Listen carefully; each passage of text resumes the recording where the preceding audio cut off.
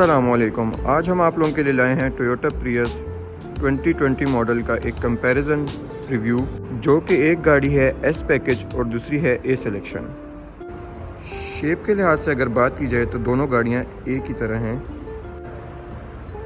लेकिन ये particular car जो कि है ए सिलेक्शन, ये कहीं ज़्यादा फीचर्स ऑफ़र करती है जो कि एस पैकेज ऑफ़र नहीं करती।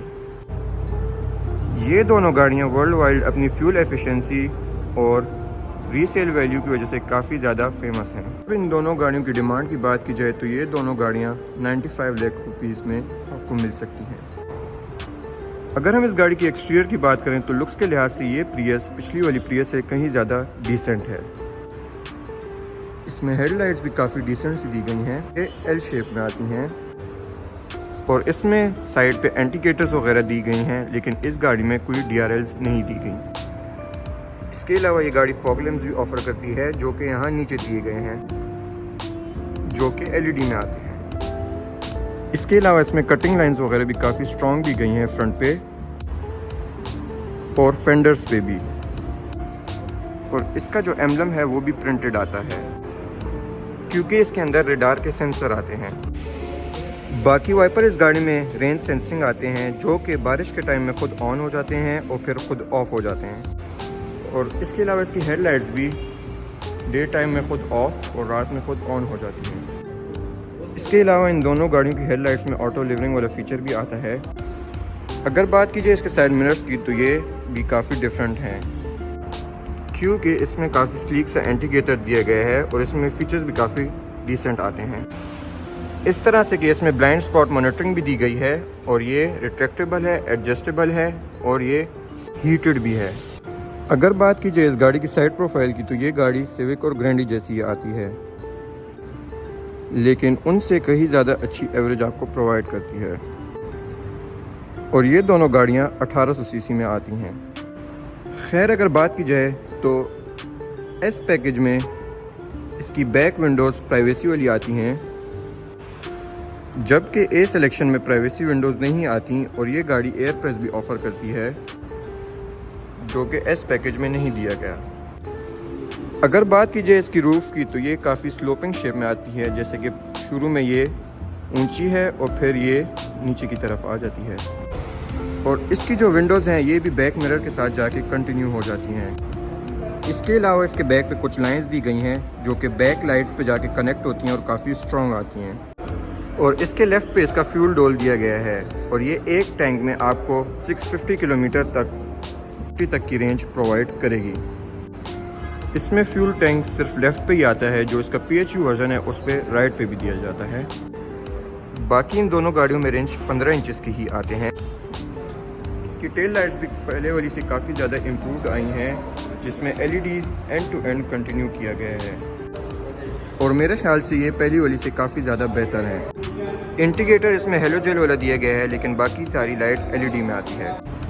इसके अलावा इसके बैक पे प्रियस की बैजिंग भी दी गई है और इन दोनों गाड़ियों के बैक पे रिफ्लेक्टर्स भी दिए गए हैं और इनमें ब्लैक कलर का काफ़ी ज़्यादा पोर्शन दिया गया है, जो कि इसकी लुक को और एग्रेसिव बना रहे हैं। इसके अलावा इसके बैक पे एक रियर वाइपर आता है और इस गाड़ी की रियर विंडो भी प्राइवेसी वाली आती है, जबकि उसमें प्राइवेसी विंडो नहीं दी गई। इसके अलावा यहाँ ऊपर ट्रंक स्पॉइलर पे एक ब्रेक लैम्प दिया गया है और ट्रंक ओपन करने के लिए यहाँ पे एक नीचे सॉफ्ट बटन दिया गया है। और अगर देखा जाए तो इसका ट्रंक भी काफ़ी ज़्यादा स्पेशियस आता है, जिसमें 4 से 5 लोगों का लगेज आराम से आ सकता है और इनमें एक शटल लिड भी दी गई है। इसके अलावा आप इसका लिप उठा के नीचे बैक टूल्स को भी एक्सेस कर सकते हैं कि रेयर सीट्स को फोल्ड करके इसकी ट्रंक कैपेसिटी को और भी ज़्यादा कर सकते हैं और इसके ट्रंक को आप केबिन के अंदर से भी एक्सेस कर सकते हैं। इसके बाद अगर बात की जाए इस गाड़ी के इंटीरियर की तो ये भी लुक्स के लिहाज से काफ़ी ज़्यादा डिसेंट है और ये दोनों गाड़ियों में तकरीबन मोस्टली एक ही जैसा आता है, लेकिन उसमें कुछ फीचर्स दिए गए हैं जो कि मैं आगे वीडियो में बताऊंगा। खैर, अगर बात की जाए इस गाड़ी के स्टीयरिंग व्हील की तो ये सारा लेदर फिनिशिंग में आता है और इसके लेफ़्ट और राइट पे डिफरेंट कंट्रोल्स दिए गए हैं। लेफ़्ट पे जो कंट्रोल्स हैं ये मल्टीमीडिया सिस्टम को कंट्रोल करने के लिए हैं और राइट पे जो कंट्रोल्स दिए गए हैं इससे आप MID की नेविगेशन को कंट्रोल कर सकते हैं। और इसके अलावा यहाँ पे 2 और कंट्रोल्स भी दिए गए हैं जो कि एक लैंड डिपार्चर असिस्ट का है और एक रेडार का है। इसके अलावा ये गाड़ी क्रूज कंट्रोल भी ऑफर करती है जो कि एडेप्टिव आता है और जिसको हम यहाँ से सेट कर सकते हैं। और यहाँ पे LED को ऑटो और ऑफ करने का भी ऑप्शन दिया गया है। वाइपर्स इस गाड़ी में रेन सेंसिंग आते हैं जैसे कि मैंने पहले भी बताया था, जिसको आप यहाँ से कंट्रोल कर सकते हैं। और इसके सेंटर में 2 एयर वेंट्स दिए गए हैं जो कि डैशबोर्ड से ऊपर दिए गए हैं। और इसके सेंटर में क्रोम का बैज दिया गया है जिस पे प्रियस लिखा हुआ है। इसके अलावा यहाँ पे कैनवुड की मल्टीमीडिया स्क्रीन दी गई है और साथ ही यहाँ पे ग्लॉस ब्लैक पैनल्स दिए गए हैं। और यहाँ पे इसके क्लाइमेट कंट्रोल दिया गया है जो कि डुअल जोन में नहीं आता। और इसके नीचे यहाँ पे ड्राइविंग मोड सेलेक्टर और गियर मोड दिया गया है। इसका जो गियर सेलेक्टर है ये इलेक्ट्रॉनिक आता है, यानी आप इसको ऐसे यूज़ कर सकते हैं। और यहाँ पे इसका पार्किंग का बटन। फिर इसके अलावा यहाँ पे EV मोड का बटन दिया गया है और ड्राइव मोड का। और इसमें 3 ड्राइविंग मोड्स आते हैं, नॉर्मल, पावर मोड जिसमें इसका मीटर रेड हो जाता है, और इको मोड। इको मोड में ये गाड़ी फ्यूल बचाती है और पावर मोड में ये गाड़ी मैक्सिमम हो जाती है।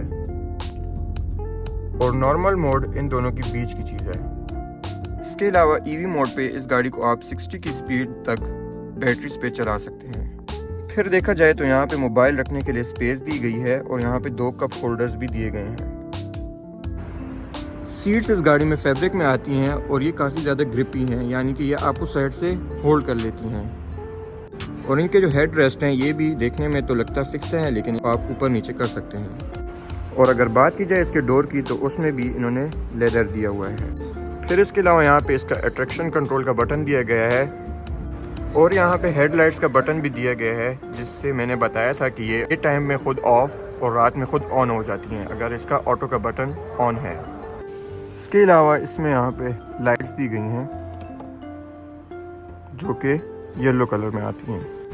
इसके बाद अगर बात की जाए इसके रेयर सिटिंग कैपेसिटी की, वो भी काफ़ी ज़्यादा स्पेशियस है और यहाँ पे 3 से 4 लोग आराम से बैठ सकते हैं। इसके बाद अगर बात की जाए ग्रे वाली गाड़ी की जो कि A सिलेक्शन है, जैसा कि मैंने कहा था इसका इंटीरियर और उस गाड़ी का इंटीरियर दोनों मोस्टली सेम ही आते हैं और फीचर्स को छोड़ के इन दोनों में कोई डिफरेंस नहीं है। अगर देखा जाए तो इस गाड़ी में इलेक्ट्रिक सीट्स आती हैं, लेकिन S पैकेज में कोई इलेक्ट्रिक सीट्स नहीं दी गई। ये गाड़ी हेड अप डिस्प्ले भी ऑफर करती है, जबकि जो वाइट गाड़ी है इसमें हेड अप डिस्प्ले नहीं दिया गया। और ग्रे गाड़ी जो कि A सिलेक्शन है इसमें ऑटो पार्किंग का फीचर भी दिया गया है, जबकि वाइट वाली S पैकेज में नहीं दिया गया। इसके बाद अगर बात की जाए इन दोनों गाड़ियों के इंजन्स की, तो ये दोनों गाड़ियां 1800 सीसी का इंजन ऑफर करती हैं।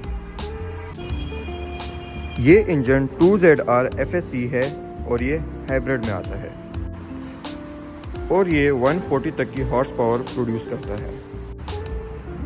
और ये दोनों गाड़ियां हाइब्रिड हैं तो इनकी एवरेज भी काफ़ी ज़्यादा अच्छी आती है। ये 25 से 30 तक की एवरेज आराम से देती है। और ये गाड़ियां देखने के लिए आपको कार चॉइस पेशावर विज़िट करना पड़ेगा, जिसका गूगल मैप्स का लिंक डिस्क्रिप्शन में मेंशन है। और अगर आपको किसी तरीके की भी गाड़ी इंपोर्ट करवानी हो तो दिए गए हुए डिस्क्रिप्शन में नंबर पे रब्ता कीजिए। शुक्रिया। उम्मीद है आप लोगों को आज का रिव्यू और एक कंपैरिजन पसंद आया होगा। अगर आप लोगों को पसंद आया तो शिफ्टिंग व्हील्स को सब्सक्राइब करें, चैनल को लाइक करें और कमेंट सेक्शन में अपनी राय दीजिएगा। शुक्रिया।